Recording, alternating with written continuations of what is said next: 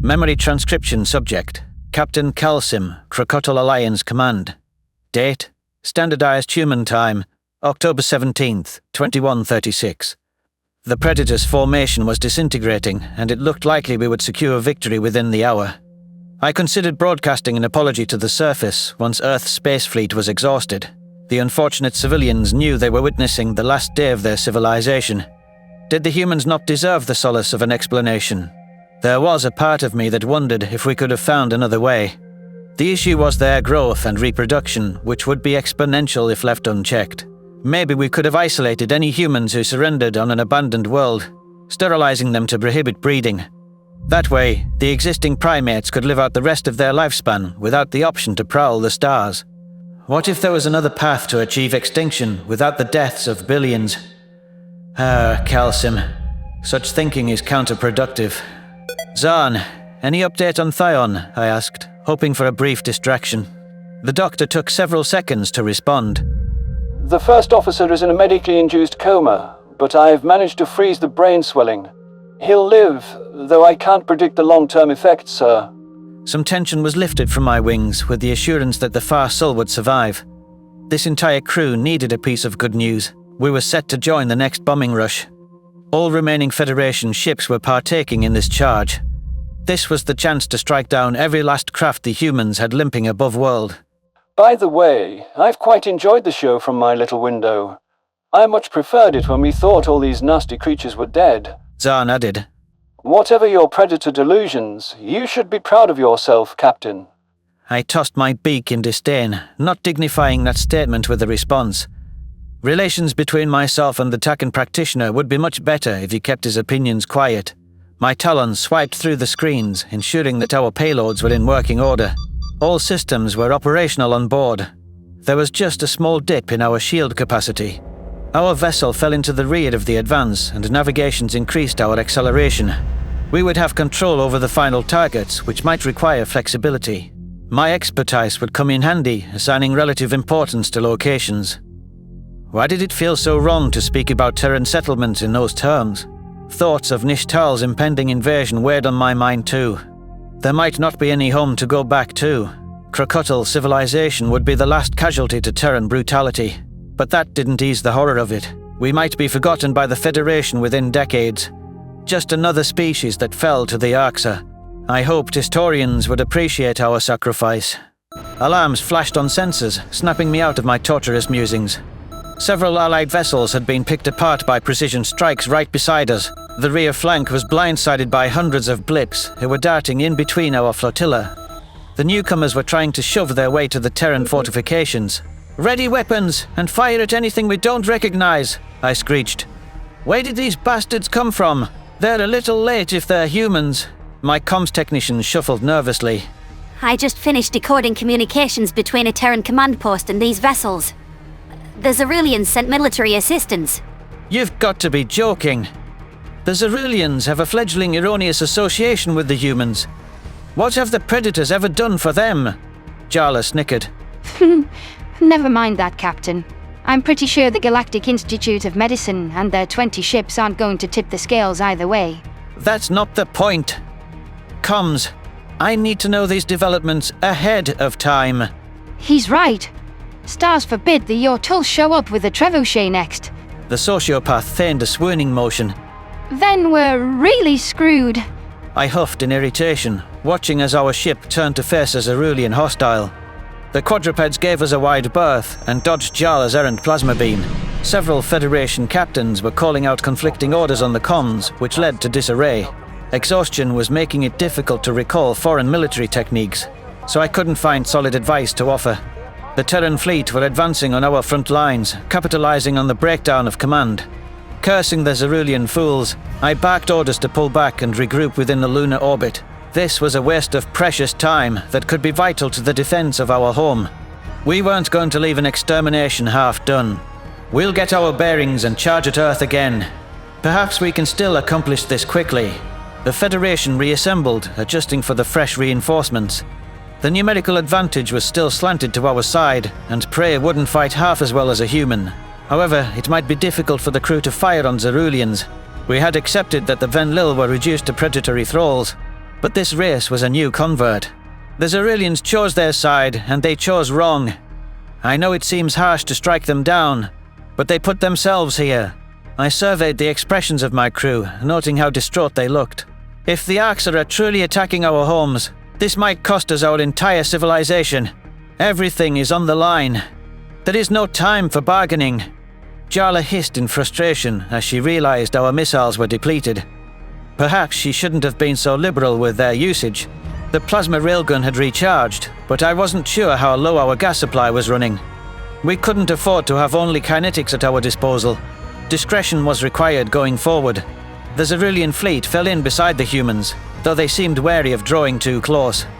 There was no basis for those fears. The risk of Terrans attacking their allies right now was negligible.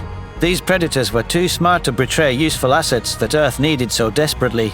They weren't just raving beasts. Sir, more unknown ships incoming. There's... My comms technician trailed off. I blinked. Where from? How many? Speak!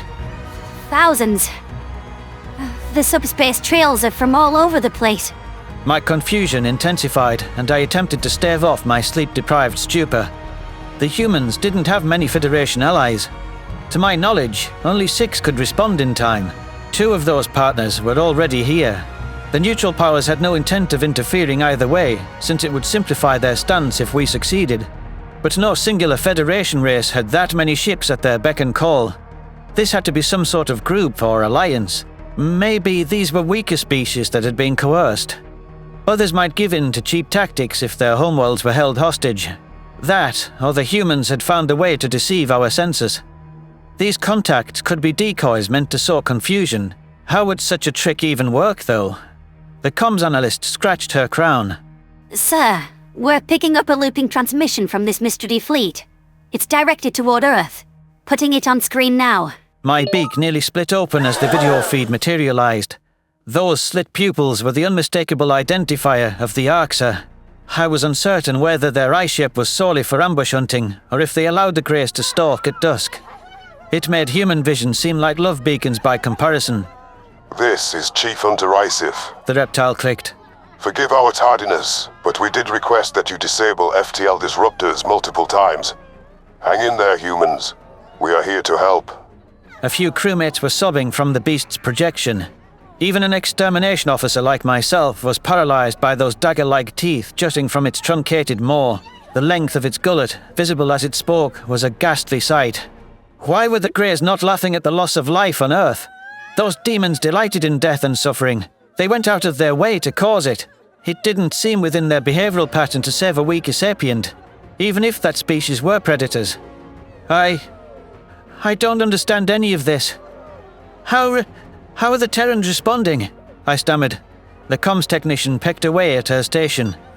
Lots of chatter from the human coalition.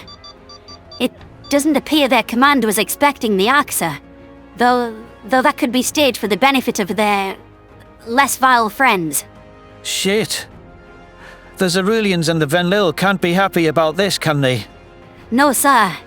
The Xyrillians are demanding to know why the arxur are here, and the Venlil are asking why they were not informed. The Terran response. The humans claim they didn't invite the Greys, but aren't in a position to reject their help. They suggest that their eyes go with it, unless they'd prefer to fight the reptilians too. Their response to the arxur offered thanks and insisted those 2 prey races are friendly. Of course, that's what the clever monkeys said. They excel in manipulation tactics, and they're using both parties. I leaned back on my perch, wondering if this would kill the Xyrillians' ties to humanity. This should unmask the truth about the Earthlings' long-term goals. Perhaps we could convince the other races to stand with us, but the time spent pleading with them would allow the arxur to pounce. If the Greys were genuine in their intention, the tide of this battle would turn decisively. The numerical edge was in the Terrans' favor with these new additions, not to mention the psychological impact the arxur's presence had. Many Federation vessels were panicking at the prospect. We had to break through to orbital range with haste. There's no escape route, and we stand no chance against the Greys. But we can make our deaths mean something to the galaxy, I squawked on the fleet-wide frequency. We must get as many bombs off against Earth as possible. All Federation vessels, charge at max velocity. The Crocodile and our allies bolted forward, right toward the waiting human alliance. The Zeruleans hesitated, not firing on either party. The quadrupeds' reluctance to abet arxur allies made them the obvious point of entry. Their railguns were powered up, but few of them acted, even as we closed in. The Zeruleans came to a decision and dropped into defensive positions.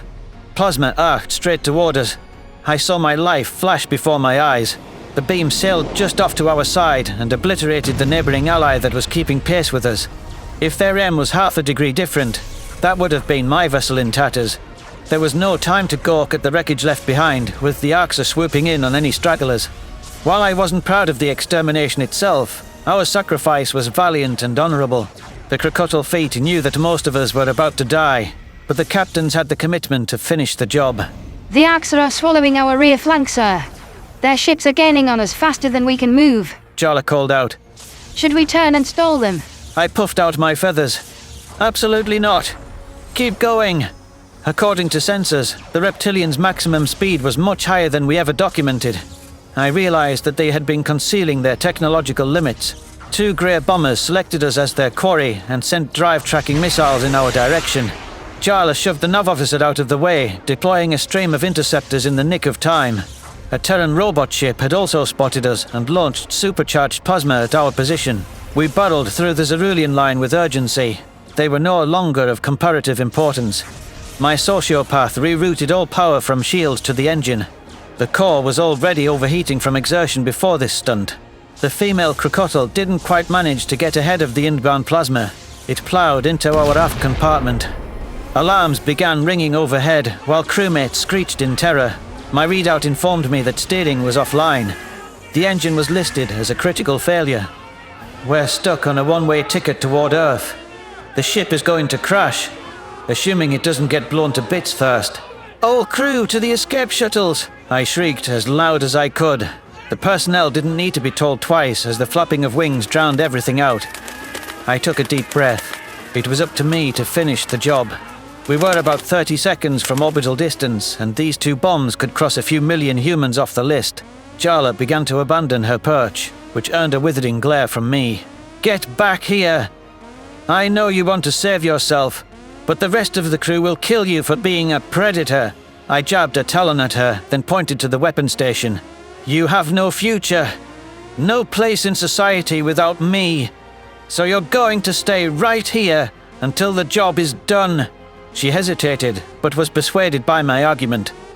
The overhead power flickered out as the engine began to melt nearby systems. The emergency lighting colored the floorboards a dim hue, and only essential functions were available.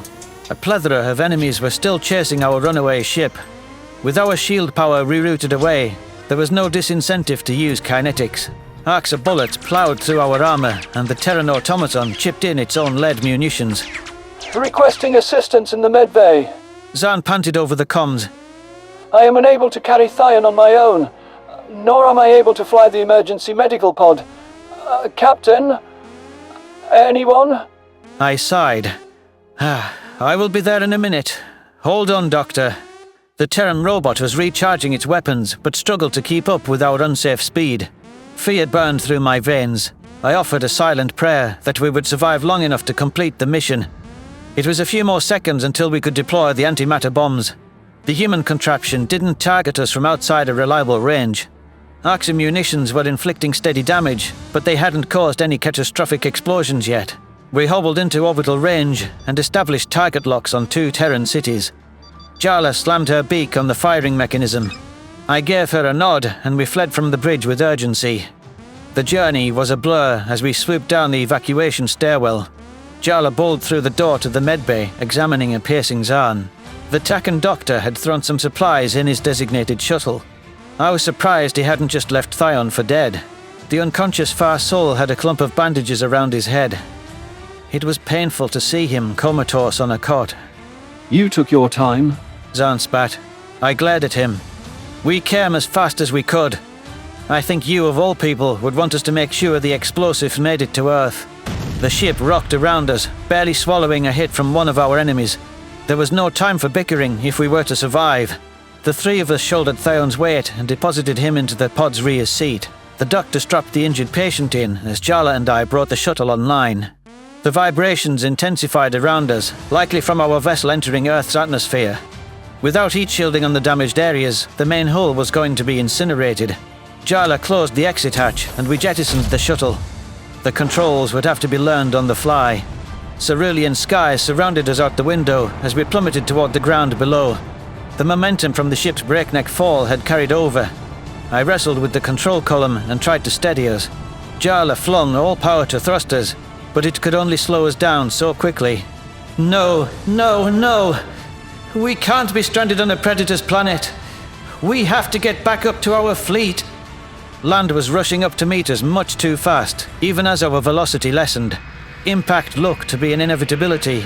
There was nothing I could do to prevent it. My body snapped back in the harness, and our shuttle's belly collided with foreign grass.